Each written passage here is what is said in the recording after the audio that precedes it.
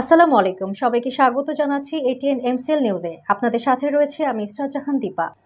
কোম্পানিগঞ্জের সাবেক ছাত্রনেতা সুমনকে সংবর্ধনা প্রদান। কোম্পানিগঞ্জ কবিরহাট থেকে কামরুল হাসান রুবেলের তথ্যচিত্রে আরও বিস্তারিত। নোয়াখালীর কোম্পানিগঞ্জের বসুরহাটে কোম্পানিগঞ্জ প্রবাসী কল্যাণ ফাউন্ডেশনের যুগ্ম আহ্বায়ক সৌদি আরব প্রবাসী সাবেক ছাত্রনেতা নাজমুল হায়দার সুমনকে দেশে আগমন উপলক্ষে সংবর্ধনা প্রদান করেছেন কোম্পানিগঞ্জ উপজেলা ও বসুরহাট পৌরসভা বিএনপি ও অঙ্গ সহযোগী সংগঠন। বৃহস্পতিবার সন্ধ্যায় উপজেলার বসুরহাটে এই আলোচনা সভা ও সংবর্ধনা অনুষ্ঠান অনুষ্ঠিত হয়।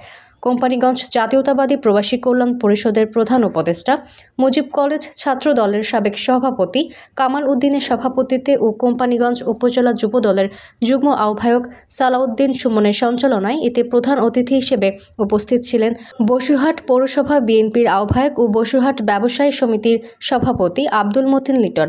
এতে বিশেষ অতিথি হিসেবে উপস্থিত ছিলেন কোম্পানিগঞ্জ উপজেলা বিএনপির সাবেক যুগ্ম আহ্বায়ক জাহাঙ্গীর আলম, বসুরহাট পৌরসভা বিএনপির সদস্য সচিব আবদুল্লাহ আল মামুন, যুগ্ম আহ্বায়ক ওমর ফারুক, ইব্রাহিম খলিল রিপন।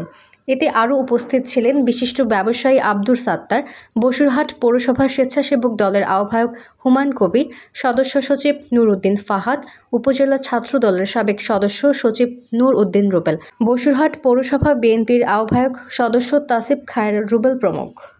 সবাইকে পরবর্তী সংবাদ দেখার আমন্ত্রণ জানিয়ে এখনকার মতো বিদায় নিচ্ছি। আল্লাহ হাফেজ।